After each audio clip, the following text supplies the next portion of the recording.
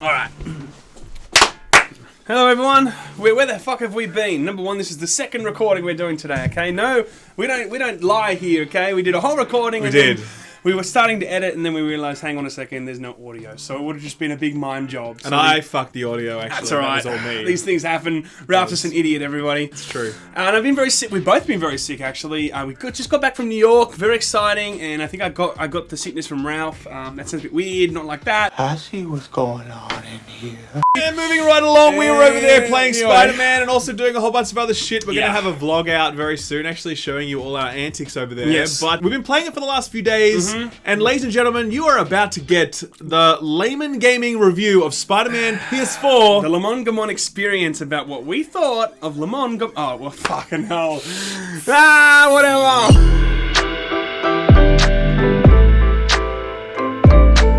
Okay, so... Hot take time! Here we go, guys. We say hot take, but let's face it, it's probably going to be like a 15 or like a 30-minute review. That's right. Much like the Great Oil Tanker. Boring! I was expecting a very good game. I did not expect it to be as good as it was. Like, I am fucking blown away so many aspects. You shill. You pretty Sony much, pony, we were sent there by Sony, shill. okay? So I am completely a shill. Oh, good.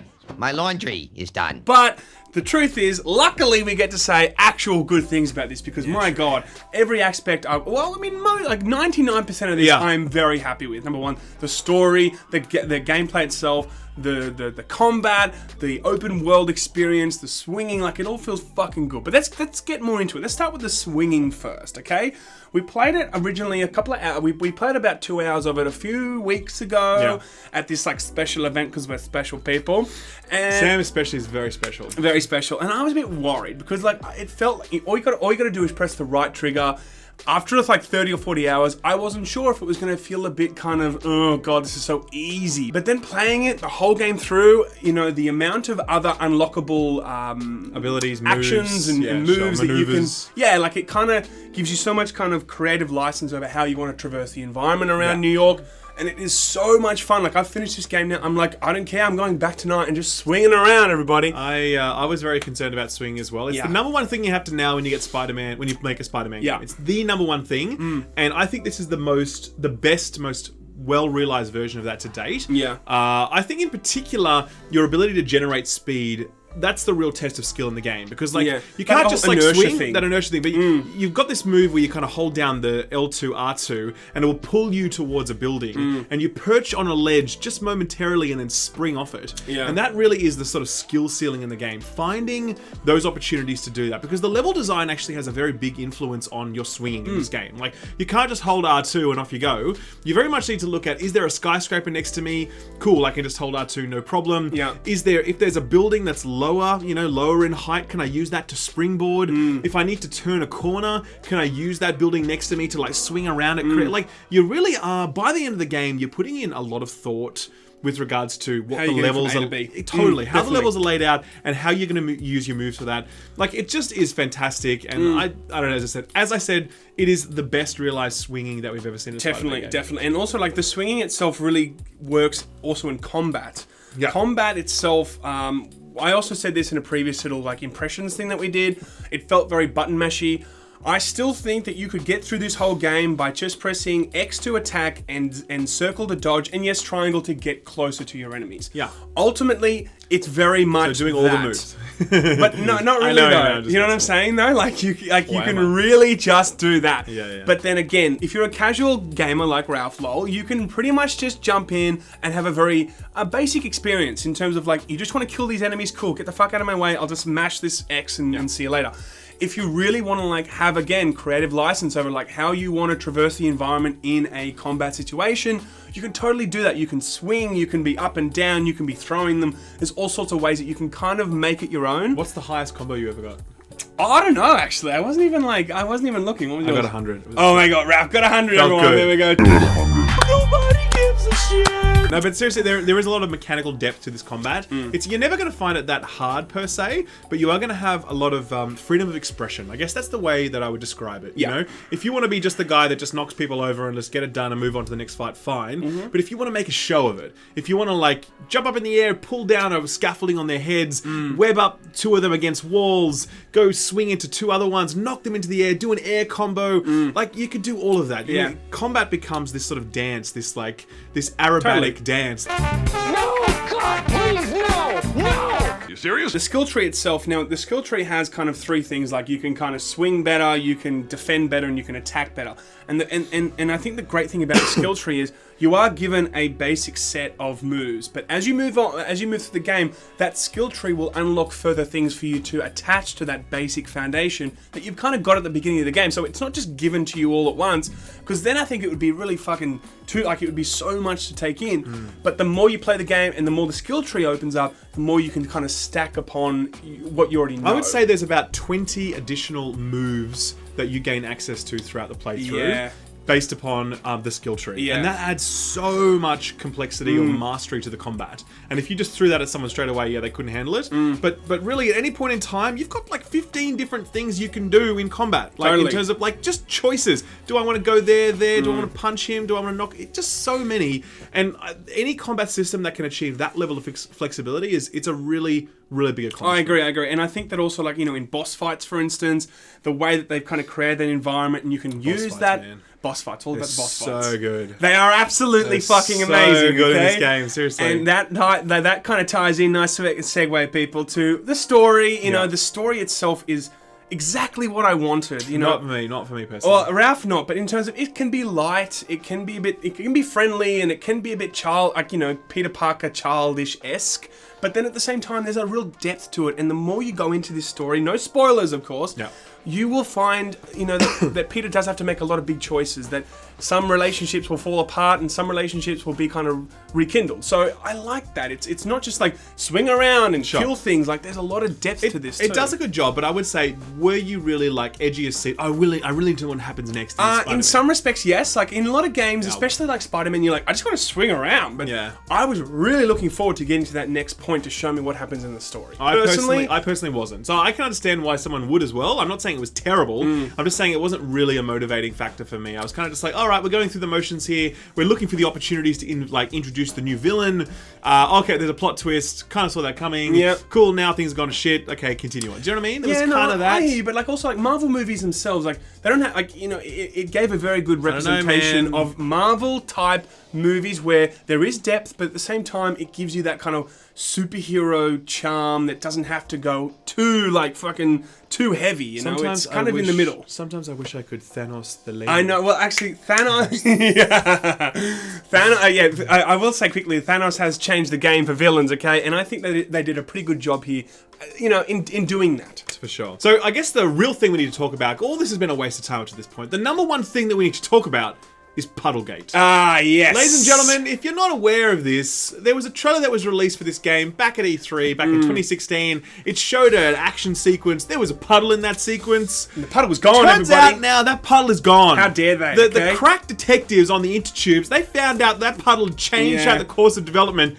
Downgrade. How dare they create a game that the sun moves, okay?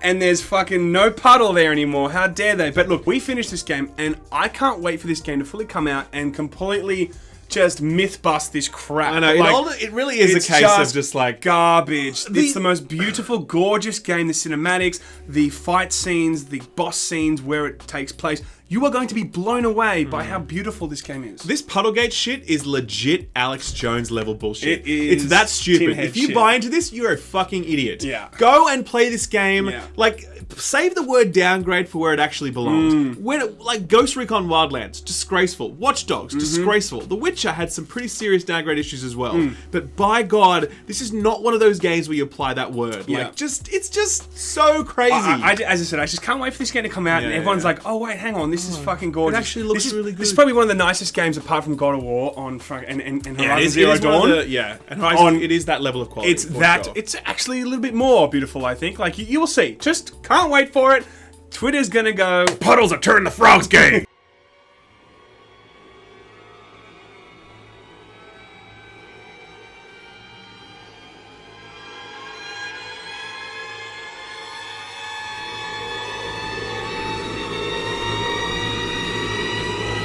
The other thing was the sort of visual spectacular that's taking place. And the visual spectacular. I guess that's a word that connects to each other.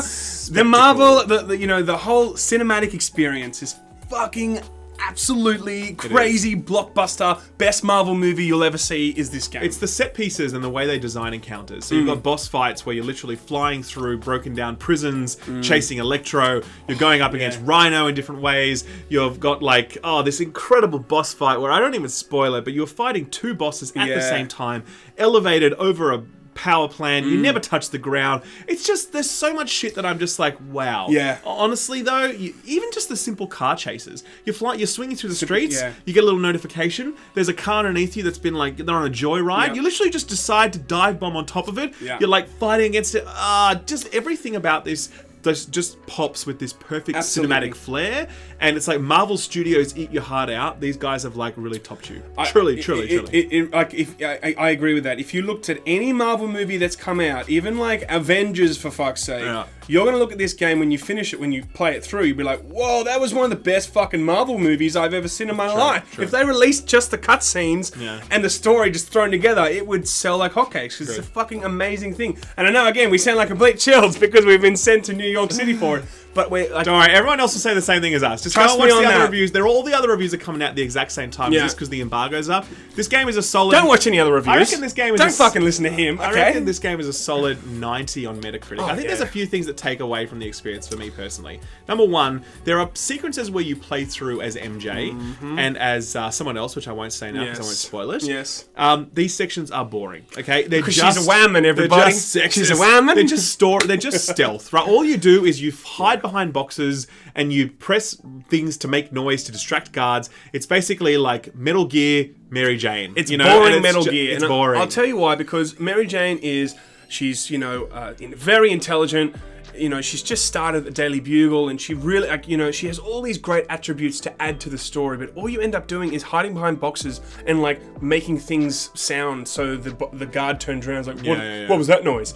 You want to, for me personally, I want to see her use her detective kind of journalistic style and kind of have to get information out of people and ask certain questions and all that kind of stuff. That was all just not there. And the thing is, these sequences happen quite frequently. There's also sections with Peter where he has to like be a scientist and like diffuse circuit boards, and it's boring. I like that. Okay, Ralph didn't like that, but I just understand that they had a job on their hands. They needed to show Peter Parker as the individual, and also Peter Parker as the brilliant genius the brilliant scientist that he is aspiring to be and he is becoming. I thought that the way they did that and the way they showed his intellect was quite good. But yes, after 10 or 15, 20 times it was like, come on, of doing the same type of problem solving, you're like, oh my god, give me something else. Totally. So it's not a deal breaker though. I mean, the story I didn't think really hit home for me. It wasn't fantastic, but it was fine. The sequences, I didn't enjoy them, but they were fine. As I said, I think that this is a solid 9 out of 10 experience. It really is. And at the end of the day, if you want a fun Spider-Man game, there is no one who will buy this game and will think, that was shit. Yeah, there's no one who wants a fun Spider-Man game will be like, that sucked. Yeah. It's not possible. It's just not possible. This is a fun Spider-Man game. It hits all the markers. As I said, it gets one or two minor things wrong, but at the end of the day, I just think it's fantastic. I would go further to say two things. Number one, it's set a new benchmark in terms of cinematic experiences in video games. In terms of like giving you I don't know about that. Oh, come on. Some of those moments you're like, oh my god, I am never going to experience that certain type of like crazy thrill in any other way apart from if I was Spider-Man. I don't think it sets a new benchmark. I think it meets an existing very high benchmark that's existed this generation in Horizon Zero Dawn, in God of War, in lots of games, Yeah, I hear you. And another thing I was going to say is, I know this might be a slightly controversial thing, but if God of War didn't come out this year, I honestly think that this game would be talked about as at least top 5 game of the year. It is that fucking good in terms of the combat experience, the whole the whole superhero feel, the cinematics, the story, everything, the open world, everything put together. Keep in mind, Sam has only played 4 other games this year. I've only played 4, and 2 of those is Overwatch. But I agree. I think it deserves a place in the discussion for top 10. Like, I wouldn't say it absolutely is one of those. I'm just saying it deserves a seat at the table for that discussion. Yep. It is definitely among the best games released this year. Hands down. There's no question about that. I'm sure we are waiting for Red Dead and stuff like like that. Yeah, of course. From what I'm and seeing... don't forget Black Ops 4, man. Sorry, of course. Come on now, don't be That ridiculous. campaign looks amazing. It really does. Okay. Anyway, that's Spider-Man PS4. It's out on Friday. It's exclusive to PlayStation. Sorry, Xbox guys. You'll have your other IP.